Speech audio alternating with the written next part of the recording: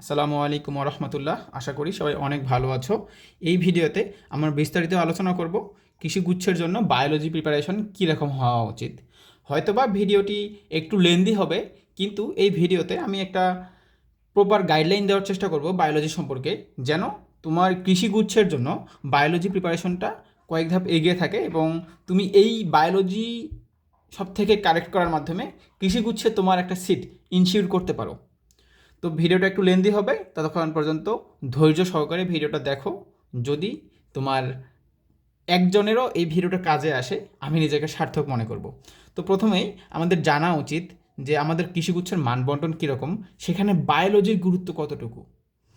তো তুমি এখানে দেখতেই পারতেছো, বায়োলজিতে এখানে 30% মার্ক, কেমিস্ট্রিতে 20 মার্ক, ফিজিক্সে 20 মার্ক, ম্যাথমেটিক্সে 20 মার্ক এবং ইংলিশে 10 মার্ক।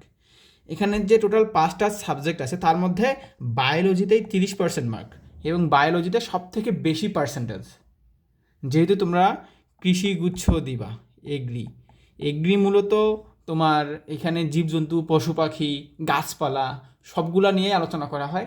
মূলত এখানে তোমার বায়োলজি যে জিনিসটা, বায়োলজি সব থেকে বেশি লাগবে জন্যই তোমাকে এখানে পড়াশোনাও বায়োলজি নিয়ে করতে হবে বেশি জন্যই বায়োলজিতে এখানে 30 মার্ক রাখছে, এবং এখানকার পার্সেন্টেজ সব থেকে বেশি। তো তুমি বুঝতেই পারতেছো যে বায়োলজির গুরুত্ব কৃষিগুচ্ছের জন্য কত বেশি, এবং তোমার বায়োলজি প্রিপারেশনটা যদি ভালো হয় তাহলে কিন্তু তোমার অনায়াসেই ধরো যে বলা যায় যে তোমার মানে কিছু একটা ভালো কিছু তোমার জন্য অপেক্ষা করতেছে।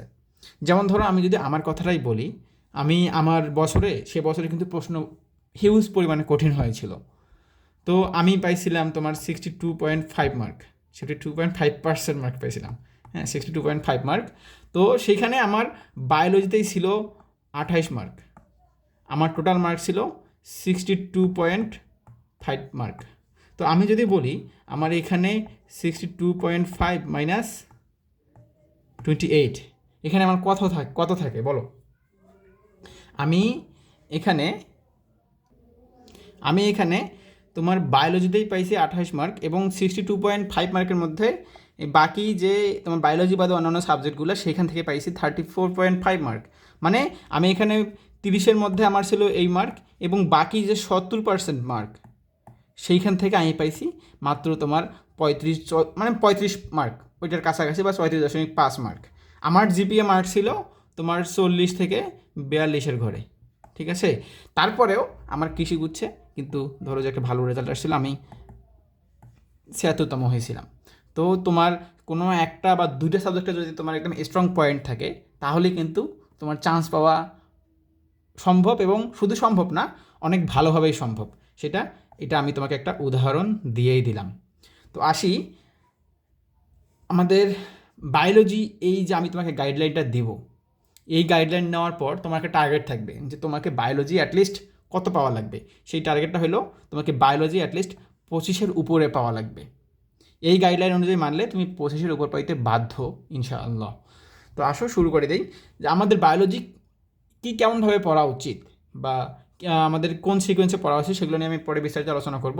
তো প্রথমে আমাদের যে ফান্ডামেন্টাল টপিকগুলো, সেগুলো হলো 1 নম্বরে অধ্যায়ভিত্তিক তোমরা প্রশ্ন ব্যাংক সলভ করবা। অধ্যায়ভিত্তিক প্রশ্ন ব্যাংক তোমাদের সলভ করতে হবে, কারণ প্রশ্ন ব্যাংক সলভ না করলে তোমরা আসলে বুঝতে পারবা না যে তোমার কী রকমের পড়াশোনা বই থেকে করা উচিত। তো প্রশ্ন ব্যাংক তোমাকে অবশ্যই সলভ করতে হবে, এবং তুমি দেখবা প্রতিটা প্রশ্ন ব্যাংকেই কিন্তু ধরো যে এইখানে একটা প্রশ্ন থাকে, এইখানে অ্যান্সার থাকে। শুধুমাত্র তুমি এইখানে যে অ্যান্সারটা আছে শুধুমাত্র তুমি সেইটায় পড়লে কিন্তু হবে না। অ্যান্সারের বাইরেও তুমি দেখবা নিচে এরকম বিস্তারিত কিছু দেওয়া থাকে, ওইগুলোও তোমাকে পড়তে হবে। ওটা প্রশ্ন ব্যাংক থেকেই তোমাকে পড়তে হবে, এবং প্রশ্ন ব্যাংক পড়ার পর তোমার বই পড়তে হবে। সেই বইটা হইতে হবে অবশ্যই আবুল হাসান স্যারের বই, এটা হলো তোমার বায়োলজি ফার্স্ট পেপারের জন্য, এবং আজমল স্যারের বই বায়োলজি সেকেন্ড পেপারের জন্য। এই দুটা বই মাস্ট, তোমাকে আবুল হাসান স্যারের বই এবং আজমল স্যারের বই পড়তেই হবে। এই বইয়ের বাইরে আমি কৃষিগুচ্ছে প্রশ্ন আসতে দেখিনি, এবং আশা করি ভবিষ্যতেও আসবে না, যেহেতু কৃষিগুচ্ছ পরীক্ষা মেডিকেল পরীক্ষা নয়, বা এইখানে তোমার মেডিকেলের সাথে সামঞ্জস্যপূর্ণ থাকলেও এটা মেডিকেলের থেকে কিন্তু ধরো যে আলাদা রকমের প্রিপারেশন মোটামুটি। তো এইখানে তুমি ধরো যে মেডিকেলের যে অন্যান্য রাইটারের বই পড়ো, কিন্তু এইখানে অন্যান্য রাইটারের বই তোমার পড়া লাগবে না, এই দিক থেকে তোমার একটু ছাড় আছে। এবং তোমাকে অবশ্যই এই দুইটা বই তোমাকে ফলো করতে হবে।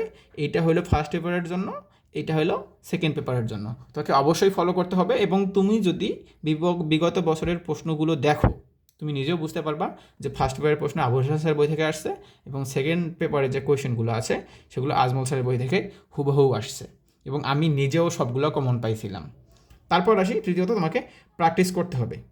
প্র্যাকটিস না করলে তুমি এসব এতগুলো তথ্য মনে রাখতে পারবা না, যেহেতু আমরা জানি যে বায়োলজিতে অনেকগুলো তথ্য, প্র্যাকটিস না করলে সব কিছু মনে রাখা সম্ভব না। তো এখন আমাদের মনে এবং না, এটা জিনিস ভুলে গেছিলাম, চতুর্থত আমাদের সবথেকে যে বেশি ইম্পর্টেন্ট, এটা হলো তোমার একদম 7 স্টার টপিক, মানে যতই স্টার দিয়ে শেষ হবে না।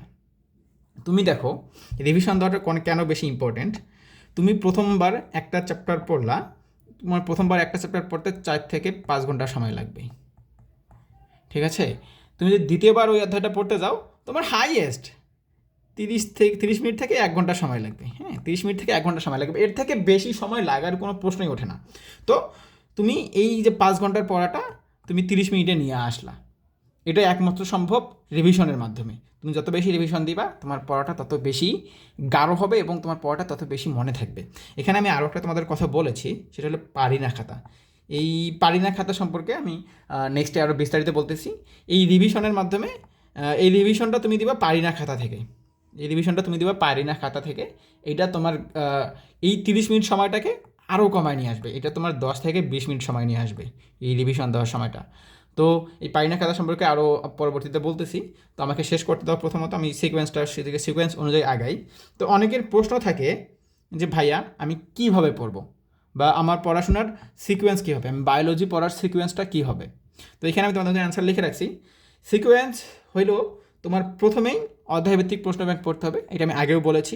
তোমাকে প্রশ্ন ব্যাংক মাস্ট পড়তেই হবে। তুমি অধ্যায়ভিত্তিক প্রশ্ন ব্যাংক পড়লা, শুধুমাত্র এইখানে শুধু প্রশ্ন এবং অ্যান্সার এগুলো পড়লেই হবে না, তোমাকে যে এইখানে যে বিস্তারিতগুলো আছে, এইখানে যে তারা বিস্তারিতগুলো প্রশ্ন ব্যাংকে থাকে সেগুলো তোমাকে পড়তে হবে।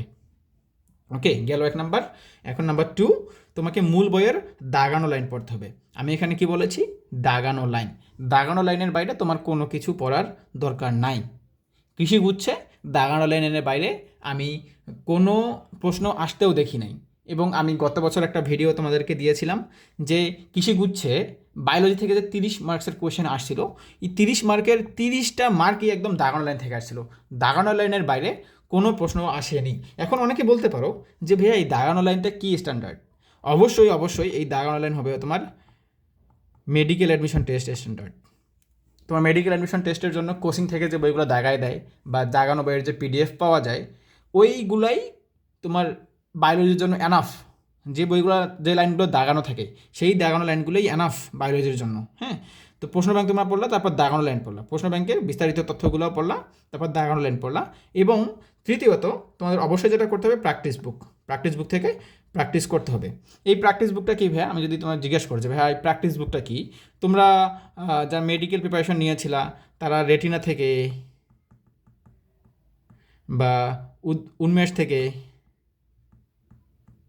অথবা তোমার মেডিকো থেকে তোমরা দেখবা যে সাবজেক্ট ভিত্তিক একটা প্র্যাকটিস বুক তারা দিয়েছিল, হোক সেটা বায়োলজির জন্য বা অন্যান্য সাবজেক্টের জন্য। তো সেই প্র্যাকটিস বুক তোমরা ফলো করতে পারো একদম বায়োলজির জন্য। সেখানে তোমরা দেখবা যে অনেক সুন্দরভাবে কোয়েশ্চেনগুলো দেওয়া আছে চ্যাপ্টার অনুযায়ী, ইভেন টপিক ওয়াইজ পড়াগুলো দেওয়া আছে, সেখান থেকে তোমরা প্র্যাকটিস করতে পারো। এবং তোমরা আবার বাজারে অনেকগুলো বই কিনতে পাওয়া যায়, যেমন অ্যাসপেক্ট বা অন্যান্য বই কিনতে পাওয়া যায়, সেখান থেকেও তোমরা প্র্যাকটিস করতে পারো। এইভাবে প্র্যাকটিস করলে তোমার ধরো যে এইখানে তুমি যে প্রশ্ন ব্যাংকটা পড়লা, তারপর দাগানো লাইন পড়লা, আবার ওইগুলাই তুমি প্রশ্নের মাধ্যমে প্র্যাকটিস করতেছো, মানে তোমার পড়াটা কিন্তু অনেক বেশি সুন্দরভাবে গোছালো হয়ে গেল। তোমার পড়াগুলো সবগুলোই তোমার প্র্যাকটিসের মধ্যে থেকে গেল। তারপর একটা জিনিস এখানে আমি বলেছি, পারিনা খাতা বানানো। আমার এখানে পারিনা খাতা কি? পারিনা খাতা হইলো ভাইয়া, এটা তোমার ধরো যে একটা খাতা, এই খাতার পেজে তোমার শুধুমাত্র তোমার না পারা জিনিসগুলো থাকবে।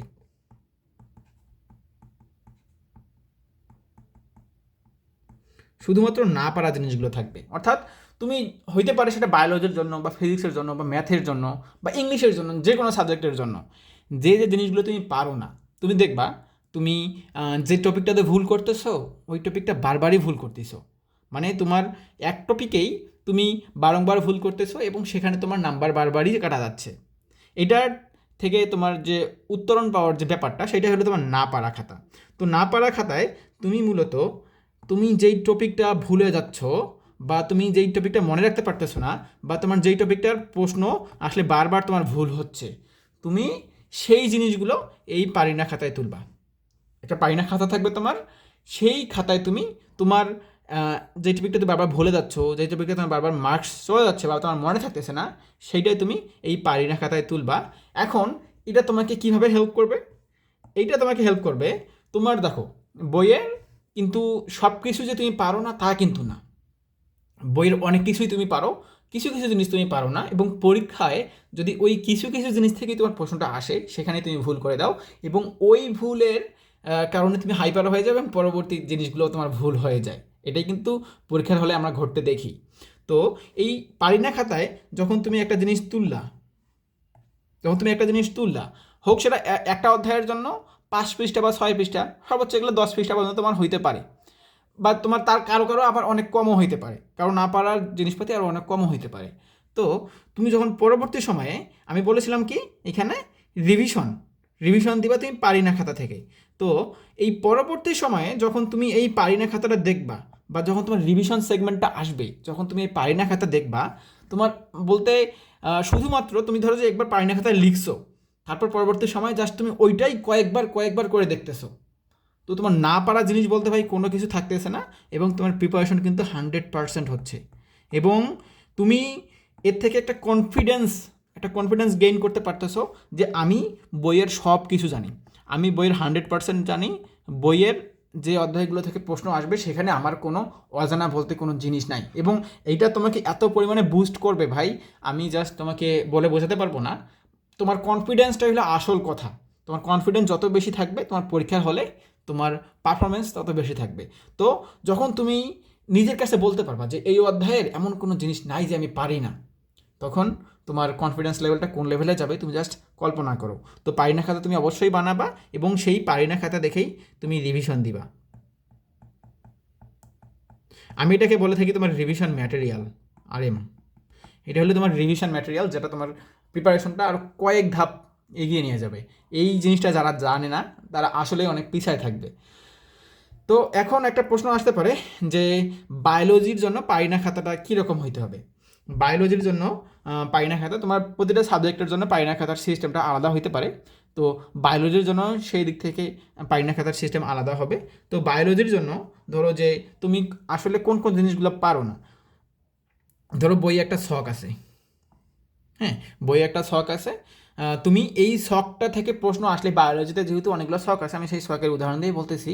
তো এই শখ থেকে প্রশ্ন আসলেই তুমি ধরো যে ভুল করো, তুমি জাস্ট এই শখটাই তোমার ওই পারিনা খাতায় কপি পেস্ট করবা,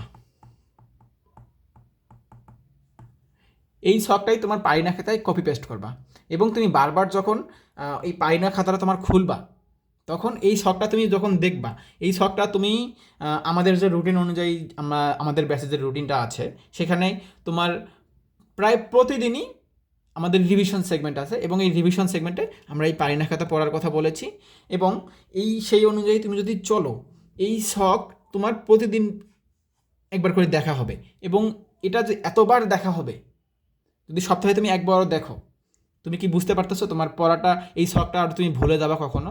বিশেষ করে পরীক্ষার আগ পর্যন্ত এটা ভুলে যাওয়ার চান্স একেবারেই নাই বললেই চলে। তো এই শখ থেকে প্রশ্ন আসলেও তুমি অবশ্যই অবশ্যই পারতেছো। তো প্রথমে আসি আমাদের বায়োলজির জন্য আমরা শখ লিখতে পারি, তারপর লিখতে পারি আমাদের ছন্দ। অবশ্যই অবশ্যই বায়োলজিতে যেহেতু অনেকগুলো উদাহরণ আছে, এই উদাহরণগুলো আমাদের কিন্তু অনেক সময় ভুলে যাই, আবার অনেকে আমরা কী করি, আমরা এই উদাহরণগুলো অনেক ছন্দ দিয়ে মনে রাখি, কিন্তু মাঝে মাঝে আমরা সেই ছন্দগুলোও ভুলে যাই। তো সেই কারণে আমরা আমাদের এই ছন্দগুলো এই পারিনা খাতায় লিখে রাখবো, অথবা যদি আমরা চাই ডিরেক্ট আমরা উদাহরণগুলো সেই আমরা পারিনা খাতায় লিখে রাখতে পারি। তো আমাদের যে জিনিসগুলো আমরা ভুল করি, মূলত আমি এই টপিকগুলোই আমাদের অ্যানালাইসিস থেকে পেয়েছি যে অনেকেই আমরা এই শখ থেকে ভুল করি, নয়তো বা এই উদাহরণ থেকে ভুল করি, যেগুলো আমরা ছন্দের মাধ্যমে মনে রাখি, মাঝে মাঝে আমরা সেই ছন্দগুলো ভুলে যাই। তো আমরা যেই লাইনগুলো ভুলে যাচ্ছি, বা যেই শখগুলো ভুলে যাচ্ছি, বা যেই উদাহরণগুলো আমরা ভুলে যাচ্ছি, সেগুলো আমরা আমাদের বায়োলজি পাই না খাতায় অ্যাড করব, এবং পরবর্তীতে যখন আমাদের রিভিশন আসবে আমরা জাস্ট সেগুলোই দেখব। তাহলেই দেখা গেল আমাদের বইয়ে যেগুলো লাইন দেখানো আছে ওগুলো তো আমরা পারি, অর্থাৎ যেগুলো লাইন আমাদের পাই না খাতায় নাই সেগুলো আমরা অলরেডি পারি। তারপর না পারা জিনিসও আমরা পারি।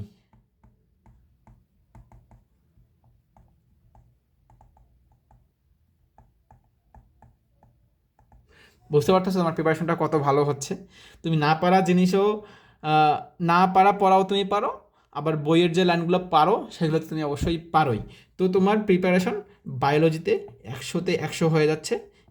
সরি, বায়োলজিতে 100% তোমার প্রিপারেশন হয়ে যাচ্ছে, এবং বায়োলজিতে তোমার যদি প্রিপারেশন ভালো হয়, স্পেশালি কৃষিগুচ্ছের জন্য, আমি তো তোমাকে আমার নিজের উদাহরণ দিয়েই দেখাইছি যে আসলে এটা কত বেশি ইম্পর্টেন্ট বায়োলজিতে ভালো করা। কারণ বায়োলজি কৃষিগুচ্ছের জন্য এমন একটা সাবজেক্ট, এখানে তোমার 30% মার্কস আছে, এবং এইটাই তোমার চান্সটা ইনশিওর করতে পারে। বায়োলজি তোমার চান্স ইনশিওর করতে পারে, যেরকম করে আমার চান্স বায়োলজি ইনশিওর করে দিয়েছিল, এবং তোমরা দেখতে পারবা যে আসলে জাস্ট তোমরা দেখেইছো অলরেডি। তো এভাবেই তোমার বায়োলজি পড়বা। তারপরেও কোনো যদি সমস্যা মনে হয় আমার সাথে যোগাযোগ করো, সমস্যা নেই, আমি অলওয়েজ তোমাদের সাহায্য করার জন্য আছি। এবং আমি চাই তোমরা আমার ভার্সিটির ছোটো ভাই হিসেবে আসো এবং আমার সাথে দেখা করো। আমার এই জিনিসটা অনেক বেশি ভালো লাগবে, যার কারণেই এই ভিডিওগুলো আমার দেওয়া। যদি ভিডিওটা ভালো লেগে থাকে তাহলে আমার এই ভিডিওটি লাইক দিয়ে চ্যানেলটি সাবস্ক্রাইব করে দিও, এবং তোমার যত বন্ধু আছে যারা কিছু কিছু প্রিপারেশন নিচ্ছে সবাইকে তুমি জানাই দিও। সবার জন্য শুভকামনা। আসসালামু আলাইকুম।